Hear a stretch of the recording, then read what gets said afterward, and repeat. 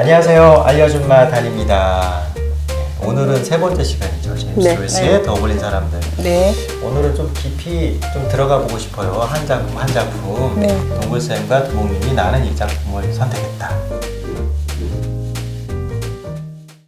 일단 두목님은 어떤 작품이 이렇게 꽂히셨어요?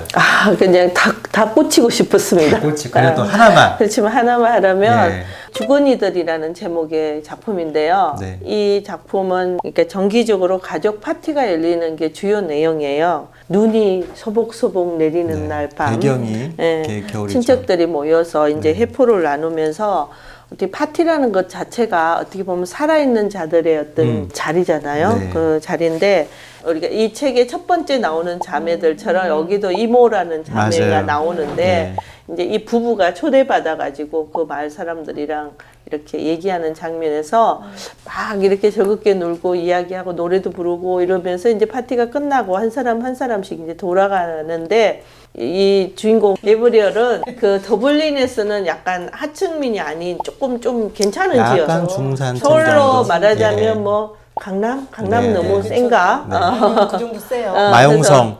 그런 쪽에 살고 배우는 있기 것도 때문에 많아요. 네. 이모 집에 초대받아 왔다가 그날 밤 집으로 돌아가지 않고 맞아요. 이제 아내와 함께 멋진 호텔에서 오늘 그냥 분위기 꽉 잡아가면서 오늘 아주 사랑을 나누니라 이렇게 하고 이제 그 꿈을 꾸죠. 네. 그런데 이제 네. 그 호텔에 갔을 때 네. 이제 느닷없이 아내가 그 막 울상이 돼서 울고 하는데 파티장에서 노래 부르던 그 노래를 듣고 이 아내가 어떤 그 남자를 누군가를 떠올리죠. 네, 그래서 네. 소년을 떠올립니다. 그런데 그 소년이 자기 때문에 죽었다고 막 슬프게 우는 장면이 나오는데요. 네. 어떻게 보면 제가 이제 이 작품을 꽂힌 것도 저도 아직 잘 모르겠거든요. 이게 부부로 살면 우리가 다 알 것 같잖아요.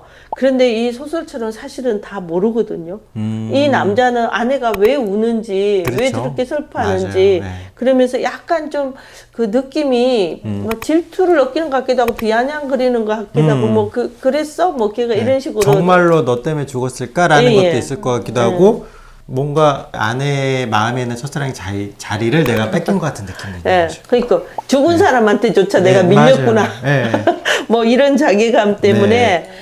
이제 그 잠든 아내를 보고 굉장히 좀 이렇게 절망에 빠져 있으면서 바깥을 내다보는데 밖에는 내 속을 아는지 모르는지 눈이 그냥 소복소복 네. 사이에서 세상이 덮고 있다는겁니다. 이 눈이라는 그 장치가 네.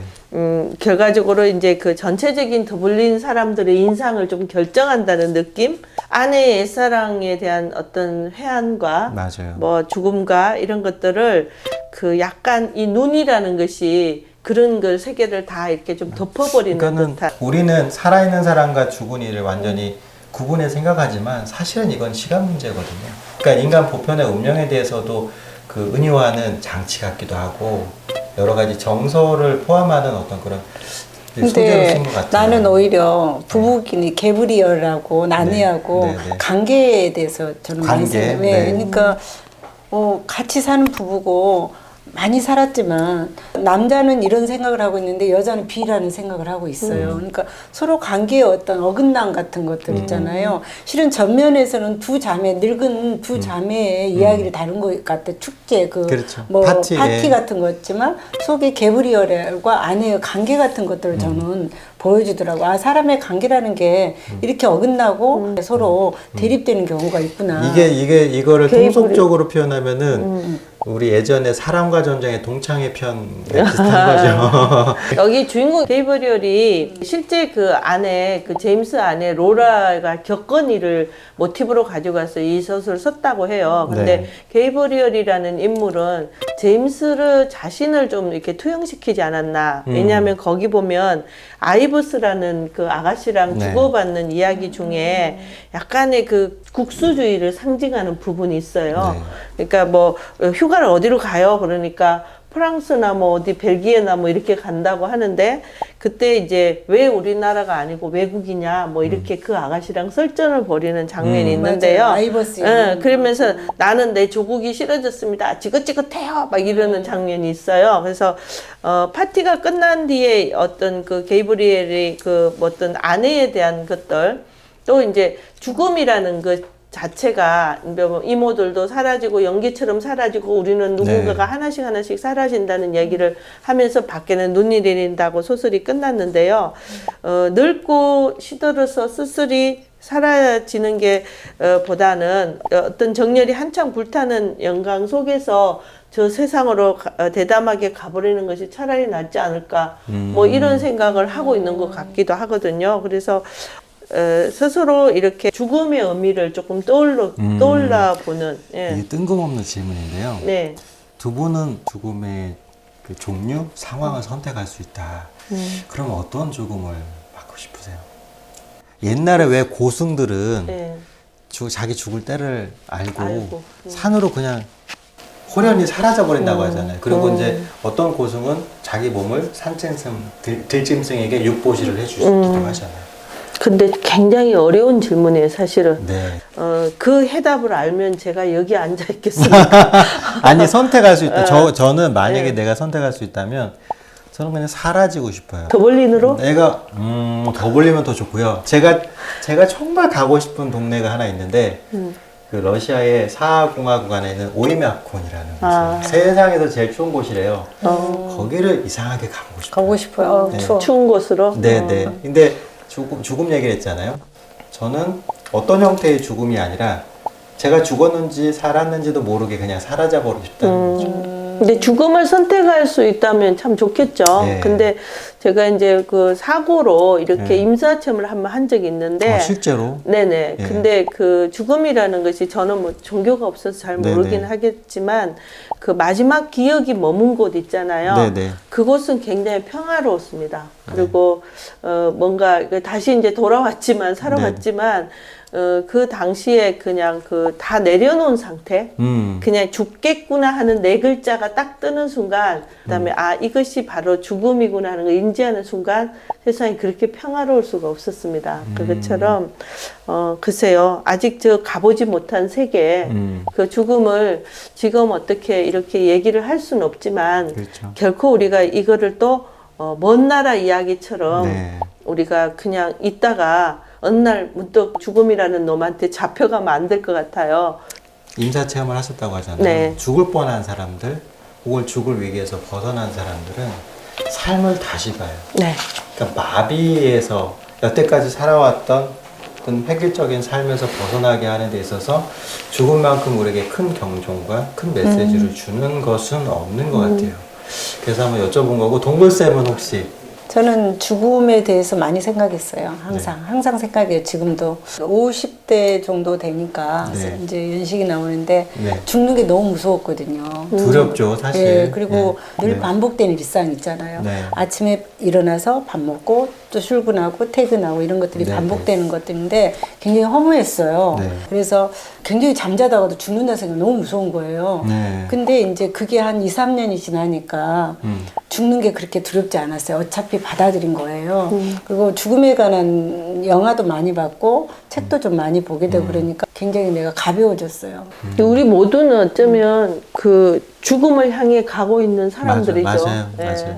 그래서 표현도 돌아가셨다고 하잖아요. 네. 맞아요. 뭐 사후세가 있든 없든 제가 죽음의 얘기를 꺼낸 것은 인생의 마비에서 제대로 깨워줄 수 있는 것은 죽음에 대한 고민 아닌가. 죽음을 생각했을 때 우리가 생을 이렇게 와라 껴안을 수 있을 것 같았어요. 그러니까 조이스가 마비를 이야기하면서 이 속에 어떤 더블린의 삶이지만 춤과 술을 굉장히 많이 등장시키거든요. 근데 어떻게 보면 더블린의 구질구질하고 묘사하면서 그 속에 춤과 술이 있단 말이죠. 네네. 그래서 아 인생이 뭐 별거 있냐 이런 생각이 드는 거예요. 이걸 네네. 읽고 나면 뭐 정말 사랑하는 더러운 더블린이라고 그랬어요. 네네. 사랑하지만 더럽다고 이렇게 네. 표현했거든요. 그래서 그 조이스의 애정 교차하는 그런 표현들을 많이 썼어요. 맞아요. 그러면서 인생이 반복되는 삶에서 지루한 삶을 하나의 루덴스처럼 놀이하는 어떤 삶처럼 표현하고 있지 않나 이런 제 나름대로의 평을 해봤습니다. 네, 천상병 시인이 네. 그냥 소풍 왔다 간다 맞아요, 그러잖아요. 맞아요. 그것처럼 네. 여기 이제 주군이들 여기도 보면은 인생이란 것 자체가 한바탕 파티가 열렸다가 파티가 끝나고 이제 불이 꺼지고 이제 네. 등장한 인물들이 다 돌아가고 이런 것이 또 죽음으로 가고 있는 향해 가고 있는. 그 더볼린 사람들의 삶이 개똥처럼 이렇게 굴러다니는 모습이 그려지는데 저는 굳이 딱히 위선으로 그 모습을 그리지도 않고 딱히 위압적으로 그리지도 않아서 좋은 것 같아요. 그러니까 맞아요. 있는 그대로로 우리가 마주할 때 거기서 진실을 바라보게 되는 거. 그러니까 삶이 아름답다 혹은 삶은 슬픈 것이다, 불행한 것이다 라고 생각할 필요도 없이 삶 자체에 빠져드는 것. 근데 그러기 위해서는 자신이 마비가 되어 있는지 아닌지를 아는 자각과 분별력이 필요하다는 것을 조이스가 말하고 있는 거 아닐까 싶습니다. 맞습니다. 맞아요. 그 두목님이 준비한 오늘의 문문사는 네, 무엇입니까? 저는 그 15편 중에 네. 은총이라는 작품. 은총. 예, 예. 제목 좋다. 예. 네. 그 은총에 보면 제일 마지막 단락이 네. 있는데요. 자, 나는 내 장부를 살펴보았습니다. 네. 나는 여기가 틀리고 여기가 틀리다는 것을 발견했습니다. 하지만 나는 하나님의 은총으로 여기와 여기를 당장 수정하겠습니다. 나는 내 장부를 바로잡겠습니다. 이런 장면이 나오는데요. 네. 이게 무슨 장부 얘기가 왜 나오냐 하면 네. 이제 그 우리가 살아오면서 잘못할 수도 있고 유혹에 빠질 수도 있고 그래서 이제 뭐 이렇게 종교가 있는 분들은 회개도 하고 그러잖아요. 그런 것처럼 자기 장부를 틀렸다고 하면 바로 수정해 놓겠다 이런 말인데요. 우리 동양에서 염라대왕 앞에 가면 네네, 자기가 한 그 일 장부. 이렇게 하잖아요. 무섭네.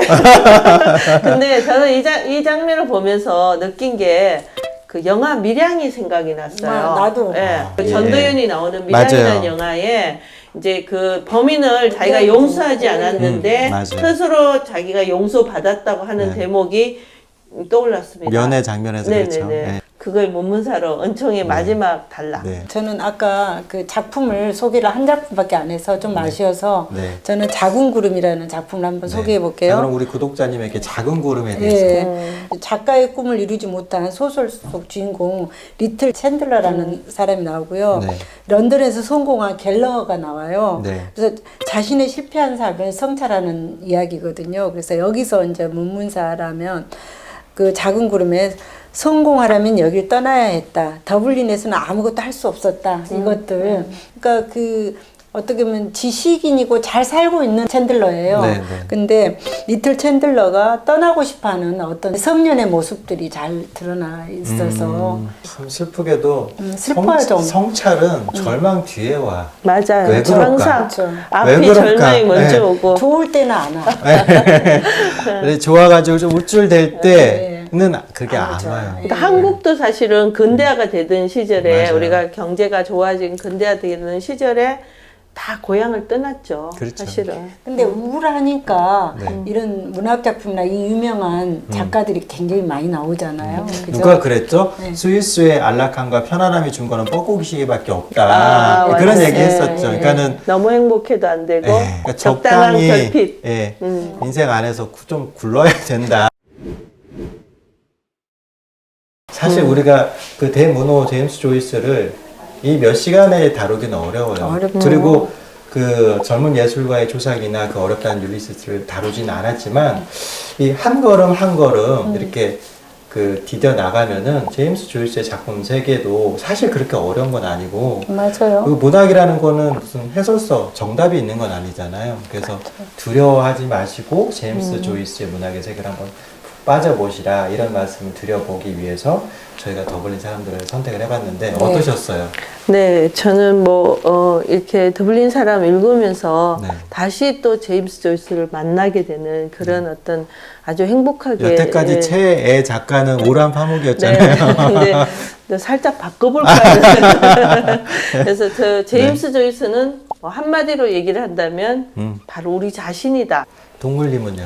저는 이제 이거를 어떤 아주 잡다한 더블린의 삶을 하면서 네. 그 속에 해학과 유머가 들어있었어요. 맞아요. 예를 들어서 브라운이라는 네. 이름을 갖고 난 갈색이 아니라네 뭐 이런 해학과 유머, 그 다음에 세월이 젖 먹나 해삼이 나무 타나 왜 그리 서둘러 이 사람아 이런 것들 있잖아요. 결국 우리 인간이 늘 살아가는 어떤 삶에 뭔가가 해학과 유머를 가지고 네. 삶을 살아야 되고 그래야 되지 않나. 저는 그게 굉장히 많이 느껴졌고 자궁구름 같은 경우는 친구가 친구의 출세해서 출세를 오니까 배아파하죠. 배아파죠. 네. 그러면서 굉장히 우울하고 또 거기서 성찰을 한단 말이죠. 그게 우리들의 예. 모습이죠. 예. 근데 저 역시도 그런 경우를 많이 거쳐왔잖아요. 근데 이제는 유머나 어떤 해학을 가지고 어떤 삶을 살아야 되는 거 아닌가 그런 생각을 하면서 이 작품을 굉장히 재미있게 맞아요. 읽었던 것 네. 같아요. 뭐 삶을 관조할 수 있는 수준의 어떤 분별력이 생길 때 네. 조금 떨어져서 볼 수 네. 있는 지혜가 생기는 것 같고, 유머 없는 삶은 그 스프링 없는 안장 위에 앉아가지고 맞아. 아주 돌바퀴를 그 자전거를 타고 가는 거랑 네. 마찬가지라는 생각해요. 맞아요. 때로는 유머 자체가 삶에 있어서 정말 중요하다. 윤활유 역할을 굉장히 하죠. 중요해요. 맞아요. 우리 특히 한국 사람 유머 별로 없잖아요. 맞아요. 근데 그 베르그송의 웃음이라는 어떤 그런 책도 베르그송의, 있잖아요. 베르그송의. 네. 근데 웃음이 주는 그 미학 같은 것들이 네. 마음을 다 비웠을 때 웃음이 나오지 마음이 가득 차고 욕심이 많이 찼을 때 웃음은 안 나오거든요. 맞아요. 근데 더블린의 아일랜드 사람들이 의외로 침략의 역사라든가 지배를 받았는데도 유머와 해학이 굉장히 넘친대요. 네. 그래서 더블린을 꼭 한번 가보고 또 싶습니다. 민족을 같이 뺄 가시죠? 수가 네, 없죠. 같이 갈게요. 우리 같이 네. 했잖아요. 우리는 노래방에 2분 남겨놓고도 한국을 빛낸 100명의 위인들을 부르는 민족이에요. 맞아요. 예, 맞습니다. 그만큼 음주감을 흥이 좋아하는 많고. 예, 그런 부분도 닮아 있다고 보거든요. 그래서 아일랜드를 한 번쯤 여행하는 것도 좋을 것 같고, 저는 언제 한번 기회가 되면 애냐 노래를 틀어놓고 기네스를 마시면서 네. 아우, 좋죠. 조이스의 책을 얘기하는 좀 네. 목소리를 기네스 맥주를 마시면서 얘기를 오늘 우리가 기네스를 준비할 걸 그랬습니다. 맞아요. 네. 다음에 마시면서 해보죠. 기네스 맥주가 굉장히 좋다고 네. 다음에 동유럽 어디 아니면 독일 할 때 필스너를 갖다 놓든지 네. 뭐 하이네켄을 갖다 놓지 네, 않아서 좋습니다. 음주 방송을 한번 하면 아, 좋을 것 네네. 같아요. 예. 자, 지금까지 알려준 마 단이었습니다. 감사합니다. 네.